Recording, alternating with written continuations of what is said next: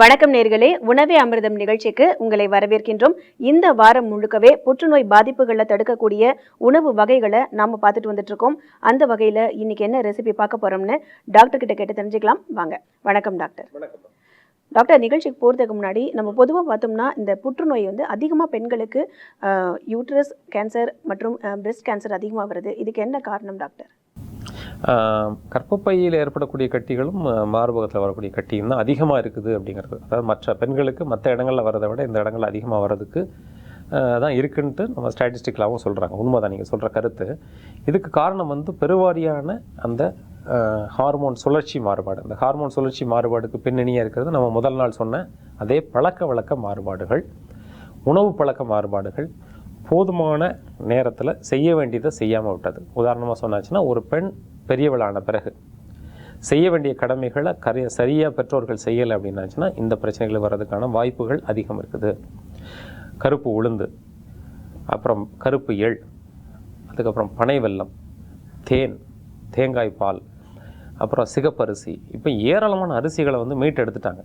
நமக்கு ரொம்ப ஒரு சந்தோஷமான விஷயம் என்ன அப்படின்னாச்சுன்னா, ஒரு 300-400 விதமான நெல் வகைகளை மீட்டெடுத்துட்டாங்க. இந்த நெல் வகைகள்லேருந்து செய்யக்கூடிய புட்டு மாவு, அரிசி மாவு, ஆப்பம், பொங்கல், இது மாதிரி எல்லாமே இந்த பெண் பூ பெய்த காலத்தில் 16 நாட்களும் செஞ்சிடணும். இளம் பெண்கள் பூ பெய்யக்கூடிய காலத்திலிருந்து 16 நாட்களை அவரை போற்றி பாதுகாத்து இந்த மாதிரி உணவுகள்லாம் கொடுத்து சத்தாக்கிடுவோம். அப்படி சத்து உள்ள ஒரு பெண்ணாக ஆயிட்டா அப்படின்னாச்சுன்னா கர்ப்பப்பை மார்பக புற்று வருதுலேருந்து அவங்கள பாதுகாத்துக்க முடியும். அது மட்டும் இல்லை, அவங்களுடைய வாழ்நாள் முழுவதும் ஒரு மனநலத்தோடு, மனநலம் அப்படிங்கிறது பெண்களுக்கு பலவிதமான சூழ்நிலைகளில் ஒரு மன போராட்டம் ஏற்படக்கூடிய சூழ்நிலையில் இந்த சமுதாயத்தில் இருக்கிறோம். அந்த மாதிரி நிலையெல்லாம் எதிர்கொள்கிறதுக்கு வாய்ப்பை ஏற்படுத்தி கொள்வதும் இந்த மாதிரியான ஆரோக்கியமான உணவுகள் தான். அதை பின்பற்றுறது மட்டுமே இவங்ககிட்டேருந்து இதை காப்பாற்றிக்க முடியும். டாக்டர், நீங்கள் சொல்லும்போது சொன்னீங்க பெண்கள் பூ பெய்த ஒரு 16 நாட்கள் இதை கொடுக்கணும் அப்படின்ட்டு. அந்த வரையறைக்கு என்ன காரணம் டாக்டர்? அதுக்கு ஏதாவது ஒரு சிறப்பு என்ன டாக்டர் அதில்? இப்போ நம்ம ஊரில் பார்த்தீங்கன்னா பெரியவளாகிறது அப்படிங்கிற ஒரு பெயர் உண்டு. என்ன பெரிய மனுஷி ஆகிட்டே அப்படின்னு. அப்போது அதுக்கு பின்னணியில் நம்ம உள்ள விஷயங்களை நம்ம கவனிக்கணும். இப்போ முன்காலத்துலலாம் பார்த்தீங்கன்னா ஒரு பெண் பூ பெய்திட்டா அப்படின்னாச்சுன்னா அவளை கொண்டு ஒரு வீட்டில் ஒரு பத்திரமா வச்சுருந்து அவளுக்கு செய்ய வேண்டிய கடமைகள் எல்லாம் தொடர்ச்சியாக செஞ்சு 16 நாள் கழித்து தான் அவளை வெளியிலே காட்டுவாங்க. அது வரைக்கும் எந்த ஆண்களுமே பார்க்க மாட்டாங்க. அப்போது அந்த 14 நாட்களும் கொடுக்கக்கூடிய அந்த ஊட்ட உணவுகளுக்கு பின்னாடி அந்த பெண் வெளியில் வரும்போது அவர் பெரியவளாகியே வருவாள் நிச்சயமாக. அப்படி பெரியவளாகியே வரக்கூடிய அந்த பெண் பெரியவளாகிட்டா அப்படின்னு தான் அந்த வழக்கமே சொல்லுவாங்க. அதை ஒரு புனிதமான ஒரு நிகழ்ச்சியாக போற்றி பாதுகாத்து அந்த பெண்ணுக்கு போதுமான ஊட்டத்தை கொடுக்கல அப்படின்னாச்சுன்னா நாளைய காலத்தில் ஒரு ஆரோக்கியமற்ற பெண் சமுதாயம் தான் உருவாகும். அதனால தான் நம்ம திரும்ப திரும்ப சொல்கிற விஷயம் என்னென்னா, பூ பெய்தும் காலத்திலிருந்து 16 நாட்களும் அவளை போற்றி பாதுகாத்து போதுமான ஊட்டத்தை கொடுத்துருங்க. கேன்சர் மட்டும் இல்லை, எந்த நோயும் வராமல் அவள் ஆரோக்கியமாக வாழ்நாள் முழுவதும் இருக்கிறதுக்கு உதவியாக இருக்கும். ரொம்ப சின்ன விஷயம். 16 நாள் ஒரு ஆயுள் காலத்தில் ஒதுக்குறது அப்படிங்கிறது எவ்வளோ ஒரு பல நிகழ்வை ஏற்படுத்தும் அப்படிங்கிறத தான் நம்ம வலியுறுத்தி சொல்கிறோம். சரிம்மா டாக்டர், அதாவது இந்த மாதிரியான மாறுபட்ட சூழல், மாறுபட்ட உணவு வகைகளால் கேன்சர் வருதுன்னு சொல்லியிருக்கீங்க. இப்போ அந்த மாதிரியான பாதிப்புகளை தடுக்கக்கூடிய என்ன ரெசிபி இன்னைக்கு நம்ம பார்க்க போகிறோம்? இன்னைக்கு நீங்கள் பெண்களை கேட்டதுனால பெண்களுடைய ஆரோக்கியத்தை பாதுகாக்கக்கூடிய ஒரு அமுது, மாதுளை அமுது, அதுதான் இன்றைக்கி செய்ய போகிறோம். மாதுளம்பழச்சாறு, அத்திப்பழம், உலர்ந்த திராட்சை, பேரிச்சம்பழம், எலுமிச்சை சாறு, இஞ்சி சாறு, தேன், இதெல்லாம் கலந்தே ஒரு பானம். இதை குடிச்சிட்டோம் அப்படின்னாச்சுன்னா அந்த பெண்களுக்கு கர்ப்பப்பை பலமாகும். நீங்கள் சொல்கிற மாதிரியான உடலில் உள் உறுப்புகள் எல்லாமே பலமாகி, மூளை பலமாகி, சிறந்த அறிவாற்றலை கொடுத்து அவர்களுக்கு புற்றுநோய் மட்டும் இல்லை, பூப்பு சுழற்சி மாறுபாடுகள்னால் வரக்கூடிய பல பாதிப்புகளையும் தடுக்கக்கூடிய ஒரு அமுது தான் இந்த மாதுளை மணப்பாகு. அதனால் இது பெண்களுக்கான உணவு அப்படின்னு நினைக்கக்கூடாது. குழந்தைகள், பெண்கள், பெரியவர்கள் எல்லாருமே சாப்பிட்லாம். வீட்டில் எல்லாரும் வாரத்தில் ஒரு நாளாவது இந்த பானத்தை செஞ்சு சாப்பிட்டாங்க அப்படின்னாச்சுன்னா முழு உடல், இந்த வாரம் முழுவதுக்குமான, நம்ம ஒரு நாள் முழுவதுக்குமான உணவு சொன்ன மாதிரி ஒரு வாரம் முழுவதுக்குமான ஊட்டச்சத்து இந்த ஒரு பானத்திலே இருக்குது. ஒரு நாளாவது தயவுசெய்து எல்லாருமே இந்த பானத்தை செஞ்சு கொடுங்க அப்படிங்கிறது தான் நம்மளுடைய வேண்டுகோள். நிச்சயமா டாக்டர், அந்த பெண்களுக்கு அமுதா இருக்கக்கூடிய அந்த பானம் எப்படி செய்யுதுன்னு சொல்லுங்க டாக்டர். இப்போது நம்ம மாதுளம்பழச்சாறு எடுத்து அது கொஞ்சம் அதிகப்படி ஒரு 50 மில்லியிலேருந்து 100 மில்லி வரைக்கும் நம்ம கூடுதலாக வச்சுக்கலாம். பேரிச்சம்பழம் ஒரு 2 பழம் எடுத்துக்கலாம். விதையை நீக்கிட்டு சின்ன சின்ன துண்டாக வெட்டிக்கணும். அத்திப்பழம் 1 அல்லது 2 எடுத்துக்கலாம். அதுக்கு பின்னாடி வந்து நம்ம உலர்ந்த திராட்சை, விதையோடு இருக்கக்கூடிய உலர்ந்த திராட்சை கொஞ்சம் எடுத்துக்கணும். இந்த மாதுளம்பழத்தையும் உலர்ந்த திராட்சையும் சேர்த்து கூட நம்ம அரைச்சிக்கலாம். மற்றதை சின்ன சின்ன துண்டாக வெட்டி போட்டுக்கணும்.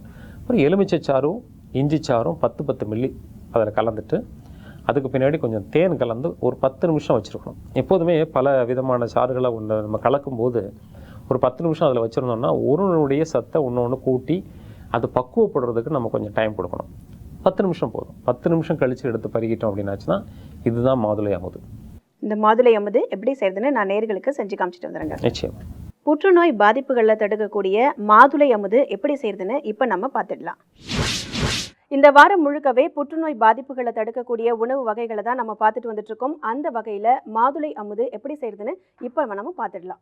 மாதுளை அமுது செய்ய தேவையான பொருட்கள் என்னென்னு இப்போ நம்ம பார்க்கலாம். மாதுளை, தேன், எலுமிச்சை, கருப்பு திராட்சை, பேரிச்சம்பழம், இஞ்சி, அத்திப்பழம். இந்த மாதுளை அமுது எப்படி செய்யறதுன்னா சாதாரணமாக நம்ம ஜூஸ் எப்படி செய்கிறோமோ அதே போல தான். இப்போ நம்ம என்ன செய்ய தேவையான பொருட்கள் சொல்லியிருக்கோமோ அது எல்லாமே நம்ம சேர்த்து அதில் ஒன்றா சேர்த்து அரைச்சி எடுத்துக்கிட்டோம்னா மாதுளை அமுது தயார். அது எப்படி செய்யறதுன்னு இப்போ நம்ம பார்த்துடலாம். முதல்ல நம்ம மாதுளை போட்டுக்கலாம். இஞ்சி, பேரிச்சம்பழம்,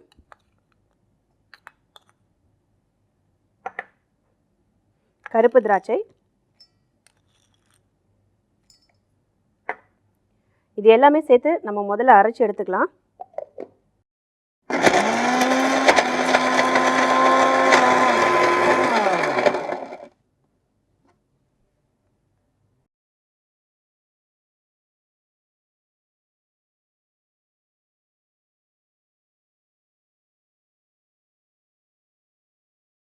இப்போ இதை நான் நல்லா ஃபில்டர் பண்ணி வச்சுருக்கேன். இப்போ இது கூட நம்ம லைம் ஆட் பண்ண போகிறோம்.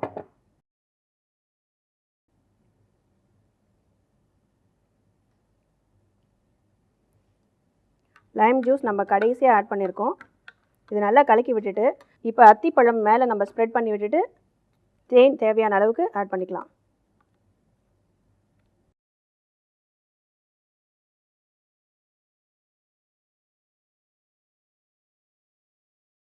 அத்திப்பழம் வந்து நம்ம குட்டி குட்டியாக என்னதான் கட் பண்ணி போட்டாலுமே கூட அது அரைக்கும் போது நல்லா கிரைண்ட் ஆகாது. அதனால நம்ம கடைசியாக அதில் நம்ம ஆட் பண்ணியிருக்கோம். இப்போ தேனும் ஆட் பண்ணியாச்சு. நல்லா கலந்துட்டு எப்படி இருக்குன்னு டேஸ்ட் பண்ணி பார்க்கலாம். நம்ம பேரிச்சம்பழம், கருப்பு திராட்சை, மாதுளம்பழம் எல்லாம் போட்டிருந்தாலும் கொஞ்சம் இஞ்சியும் போட்டிருக்கோம். அதனோட சாறு கொஞ்சம் நல்லாவே தெரியுது. இருந்தாலும் ரொம்ப டேஸ்ட்டாக இருக்குது. கண்டிப்பாக நீங்களும் வீட்டில் ட்ரை பண்ணி பாருங்கள். உங்களோட ஃபீட்பேக்ஸை எங்களுக்கு எழுதி அனுப்புங்க. சுவையான மாதுளை அமுது எப்படி செய்யறதுன்னு பார்த்தோம். இப்போ அடுத்ததாக சத்யா வழங்கும் பரிசு பகுதியில் 2 கேள்விகளை எடுத்து வச்சிருக்கோம். அதுக்கு டாக்டர் என்ன பதில் சொல்ல போறாருன்னு இப்போ நம்ம கேட்டு தெரிஞ்சுக்கலாம். டாக்டர், சென்னையிலேருந்து நிஷா அப்படிங்கிற நேரம் எழுதியிருக்காங்க. அவங்களோட ஃப்ரெண்டு வந்து அவங்களோட கண்ணை வந்து கீழே இழுத்து பார்த்து அது வெள்ளையாக இருக்குது, ரொம்ப அனிமிக்காக இருக்கு அப்படின்னு சொல்லியிருக்காங்களாம். ஸோ அது அனிமிக்காக தான் இருக்கேன்னா என்ன ரீசன் அப்படின்னு கேட்டிருக்காங்க டாக்டர். பொதுவாக அந்த கீழ் இமையை எடுத்து பார்க்குறது அப்படிங்கிறது டாக்டர்கள் பரிசோதனையில் கீழ் இமையை எடுத்து பார்க்கும்போது அந்த பகுதியில் இருக்கக்கூடிய ஒரு சவ்வு போன பகுதிகள் இல்லையா, அது சிவப்பாக இருக்கணும். இருந்தால் போதுமான இரத்த ஓட்டம் இருக்குது, உனக்கு அனீமியா இல்லை அப்படின்னு சொல்லலாம். ஆனால் நாம் சொல்லக்கூடியது என்னென்னா, கீழே எடுத்து பார்த்து போதுமான அளவுக்கு சிகப்பாக இருந்தால் அனீமியா இல்லைன்னு சொல்ல முடியாது. அதே மாதிரி இழுத்து பார்த்து வெள்ளையாக இருக்கிறதுனால உனக்கு அனீமியான்னு சொல்ல முடியாது. இது வந்து ஒரு அனுபவம் மூலமாக நமக்கு தெரிஞ்சிக்க வேண்டிய விஷயம். ஆனால் பொதுவான கருத்து என்ன அப்படின்னாச்சுன்னா, கீழ் இமையில் வெள்ளையாக இருந்தது அப்படின்னாச்சுன்னா உடல் ரத்த ஓட்டம் இல்லை அப்படிங்கிறத சொல்லலாம். இந்த மாதிரியான ஒரு நிலை ஏற்படுறது அப்படிங்கிறது வந்து காமனாக இருக்கிறதுனால அந்த பெண்ணுக்கு வந்து அனிமியா இருக்கிறதுக்கான வாய்ப்பு இருக்குது. ஏன்னா இப்போ வந்து ஸ்டாட்டிஸ்டிக்ஸ் படி பார்த்தாச்சுன்னா 80% பேருக்கு இந்த பெண்களுக்கு 80% பெண்களுக்கு இரத்த சோகை இருக்கிறதா உலக சுகாதார நிறுவனமே சொல்லியிருக்குது. அப்படிங்கிறதுனால இது பாதுகாத்துக்கிறதுக்கு ஒரு வழியை அவங்க ஏற்படுத்திக்கணும்.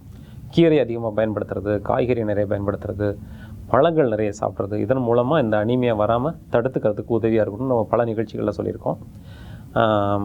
அவங்களும் அதை பின்பற்றினாங்கன்னா சரியாக இருக்கும். இந்த ஒரு அறிகுறியை வச்சு மாத்திரமே அனீமியான்னு சொல்ல முடியாது. உட்கார்ந்து எழுந்திருக்கும்போது கண் இருட்டுறது, படி ஏறும்போது மூச்சு வாங்கிறது, ஒரு விஷயத்தில் கவனத்தை முழுமையாக செலுத்த முடியாமல் இருக்கிறது, படிக்கும்போது படித்தது மறந்து போய்டுறது, இந்த மாதிரி பல விஷயங்களும் இந்த அனீமியாவுக்கான ஒரு சிம்டம்ஸாக நம்ம எடுத்துக்க முடியும். நிச்சயமாக. அடுத்த நேயர் வந்து வேலூர்லேருந்து பாலாஜிங்கிறவங்க எழுதியிருக்காங்க. அவங்க வந்து தூங்கும்போது வாயால் சுவாசிக்கிறாங்களாம், குரட்டை வரதா, இது இதய நோய்க்கு காரணமாக அமைஞ்சிருமா அப்படின்னு கேட்டிருக்காங்க டாக்டர். இது இதய நோய்க்கு காரணமாக அமையுமா அப்படின்னாச்சுன்னா அது சொல்ல முடியாது. அந்த மாதிரியான ஒரு சூழ்நிலை கிடையாது. வாயை திறந்து மூச்சு சுவாசிக்கிறதும் அது குரட்டை விடுறதும் அப்படிங்கிறது பொறுத்த வரைக்கும் மூக்கில் ஏற்படக்கூடிய பாதிப்பு நல்லா இருக்கும். அல்லது மார்புக்கு மேல் உள்ள பகுதிகளில் சளியினாலேயோ அல்லது அலர்ஜினாலேயோ அல்லது வேறு சில விதமான கிருமி தொற்றுனாலேயோ ஏற்படக்கூடிய பாதிப்புகளை தொடர்ந்து வரக்கூடியது தான் இந்த வாயை திறந்து மூச்சு விடுறது அப்படிங்கிறது. ஏன்னா மூக்கு அடைச்சிருச்சுன்னா சுவாசிக்கணும், ஆனால் தூக்கம் வரும் நம்மளை மிஞ்சி.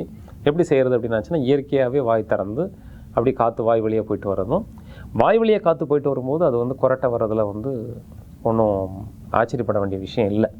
என்ன நாம் செய்யணும் அப்படின்னாச்சுன்னா என்ன காரணத்தினால வருது, மூக்கில் பாதிப்பு இருக்குதா அல்லது மேல் அன்னத்துக்கு பின்னாடி இருக்கக்கூடிய பகுதியில் சளி அடைச்சிருந்து இந்த பாதிப்புகள் வருதா அப்படிங்கிறத நம்ம தெளிவுபடுத்திட்டு அதை நீக்கிறதுக்குள்ள வழியை பார்த்துடணும். இதயத்துக்கும் இதுக்கும் நேரடியான தொடர்பு இல்லை, வரதுக்கான வாய்ப்பு இருக்கா அப்படிங்கிறது நம்ம அப்படிலாம் அதுக்கு இதையும் நம்ம தொடர்புபடுத்த முடியாது. என்ன செய்யலாம் அப்படின்னாச்சுன்னா காலையில் எழுந்த உடனே பல் துலக்கினதுக்கு பிறகு இந்த கரிசாலை இலைன்னு சொல்லுவாங்க, கரிசலாங்கண்ணி, வள்ளலார் மூலிகைன்னு சொல்லக்கூடியது, ஒரு 4 இலையை எடுத்து நல்ல மென்று அந்த சாரை மாத்திரம் சாப்பிட்டுட்டு இலையை துப்பிடலாம். அல்லது கரிசலாங்கண்ணி சாரும் நல்லெண்ணையும் சேர்த்து காய்ச்சி வச்சுட்டு மேல் எண்ணத்தில் உள் பக்கமாக தடவிட்டு வந்தாச்சு அப்படின்னாச்சுன்னா ஒரு 4 சொட்டு எடுத்து உள் பக்கமாக தடவிட்டு வந்தாச்சுன்னா இந்த நிலையிலேருந்து மாறலாம். அவங்க பயன்படுத்தக்கூடிய மூலிகை பல்பொடியில் வால் மிளகுன்னு சொல்லக்கூடிய ஒரு மிளகு இருக்குது, அதை பொடி பண்ணி அதோட சேர்த்து பயன்படுத்தினாங்க அப்படின்னாச்சுன்னா நம்ம ஏற்கனவே சொல்லக்கூடிய கிராம்பு, திரிபலா, கல் உப்பு அல்லது படிகாரம் அது கூட இந்த வால் மிளகும் சேர்த்து போட்டு அவங்க பொடியாக ஆக்கி பல் துளைக்கிட்டு வந்தாங்கன்னா இந்த நிலையிலேருந்து ஈஸியாக மீண்டும் வந்துடலாம். நிச்சயமா டாக்டர், நேயர்களோட கேள்விக்கு ரொம்பவே அருமையாக விளக்கம் சொல்லியிருக்கீங்க. நன்றி. நன்றி. இன்னைக்கு நம்ம மாதுளை அமுது எப்படி செய்யறதுன்னு நம்ம பார்த்தோம். மீண்டும் நாளை வேறொரு ரெசிபியோட உங்களை நாங்கள் சந்திக்கின்றோம். அதுவரை நன்றி, வணக்கம்.